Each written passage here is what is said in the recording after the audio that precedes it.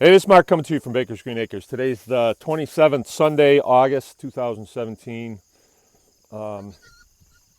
Normally Sunday mornings I knock out some pretty good videos because there's a lot of cool things happening, and I don't know, there's something about Sunday. It's the phone doesn't ring and things are real quiet. You don't hear any traffic out on the highway. It's a few miles away, but we can still hear it sometimes. So you can just tell that everybody's standing down. And I'm down here feeding right now, and there's some really cool things that happen in a feeding area like this. I had a group of turkeys that I surprised on my way down here with my trailer and tractor here. And they flew in with the pigs, and that's like their refuge.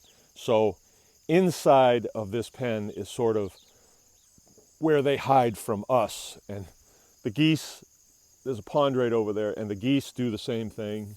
I have a goose in there that's been in there since last fall that was shot by a hunter, and has a crumpled wing. It just lives in there. The other geese came back to be with that goose, but anyway, that's not the point of my my video this morning. I realized that dealing with the Department of Agriculture, or the Ministry of Agriculture, it's a negative experience, and it always has been for me. It was a Mother May I thing. If I wanted to get my stuff out into the marketplace to sell it, they could, with a keystroke, render it no value. They could do that. And so you have to do what they tell you to do, or you can't sell your stuff into the marketplace. Can't even do farmers markets. And so they have a lot of power. However, I believe, and last week I made a video, I said I thought they were going to have hurt feelings.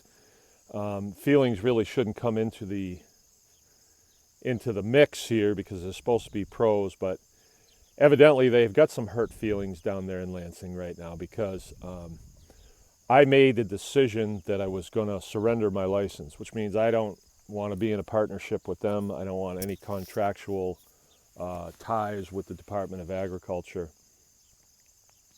as pertains to this farm. And so I called down there to surrender my license, and they must have hurt feelings because their new strategy is we don't answer the phone. Right? So anyway, I had to leave a message on this Terry Thindleblack.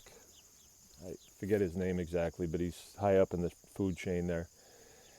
But I'm starting to think, as amateuristic as they have presented themselves since I've been doing business with them, maybe he didn't up-channel that. And of course, they're probably thinking that I thwarted another inspection last Monday, so they'll probably want to get a SWAT team generated out.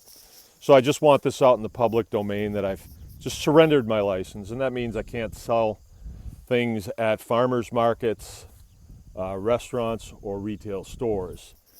We can still do business amongst citizens, and they don't have any say on that. And pretty much what I do here is my business now.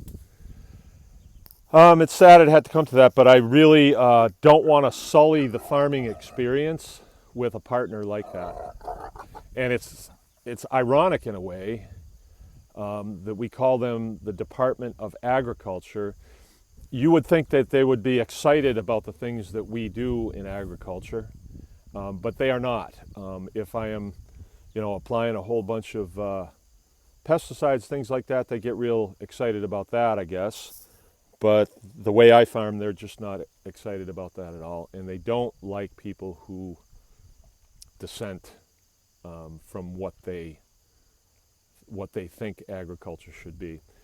Their organization really is more about control than anything else because they don't really help anybody. We spend, as citizens in the state of Michigan, we spend a lot of millions of dollars. I think 125 million is their budget last I checked. I didn't really check. It was just in a story I read, but it's up there. There's a lot of employees there that make north of 100,000, and they provide us with nothing. I mean, they would say that they're providing us with food safety, but I don't see that. One one check that I write a year to them for a license, then they never come and inspect, how does that provide food safety? It really doesn't. It was the initial inspection, and they made sure I had screens on the windows and a sink to wash my hands. Well, I mean, I could do that without a department of agriculture. I think I could figure that out on my own, and I think most people would. But of course, they've got us convinced that without them, you know, there'd be people dying in the streets, you know, because of the services that they provide. I beg to differ, and that's where we're going to have to leave it. But I'm not going to be doing business with them anymore here on the farm. My farm is for sale because we have determined that trying to do a commercial business with a partner like the Department of Agriculture is futile, because they want their cut and they want control, and we don't have time for that because they're amateurs. So we're cutting them out. I'm going to do this. I wrote some telephone numbers down on the side here of the tractor bucket. Apologize for being too farmerish, but that's the best I could do. My dry erase marker had dried. So Terry Philibeck, that's his name, Terry Philibeck. Probably a pretty nice guy. Food and Dairy Deputy Director, 517-284-5699. Won't answer his phone anymore. Okay. Next one is Tracy McDade. She is a, as you can see there, senior food inspector. At first I saw her card, I thought it was senior. I thought she was catering to our Spanish brethren, but no, it's senior. So the next guy is Josh Felsk. He's a local kid. He's just a food inspector, right? Just a food inspector. So I'm not sure if he's a freshman or a sophomore or a junior food inspector, but who knows? But there's their phone numbers. I just think it's important that it's out there. They work for us. Those are government phones. Might get their feelings hurt a little bit more if you call them and ask them what the hell's going on. But I encourage you to do that because it helps them to have to say what they're about and what their mission is. And, you know, I don't think this is really over. You know, you get this information out there, and as time goes by and leadership changes, things change. And things really do need to change, because I think that the direction that agriculture has been going for 20 years is not good. I mean, we're seeing a consolidation, and that's always a little scary. And people that have looked at this know what I'm saying. If you don't, then maybe you should look into it. But if you only have a few sources of food, then those sources of food could be taken from you, or there could be some problem with those sources of food, and they could be rendered so we can't use them anymore. And you know, agriculture used to be about stewardship of the land, husbandry of the animals, and producing a solid nutritional product. Because what else would we want to eat?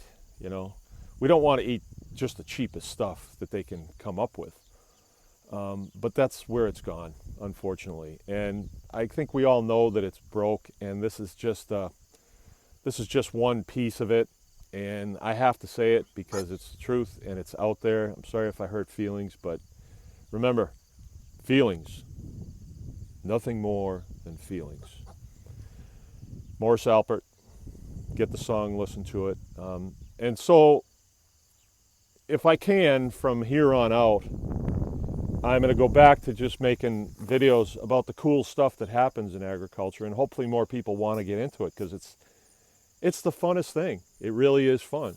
When I come down here and I'm with the animals, and then they're fed and they crash back out, they really like me and I like them, and it's a fun thing to do, and we get to eat good out of it as well. So let's try and keep it positive, but the information must flow. It's Mark from Baker's Green Acres.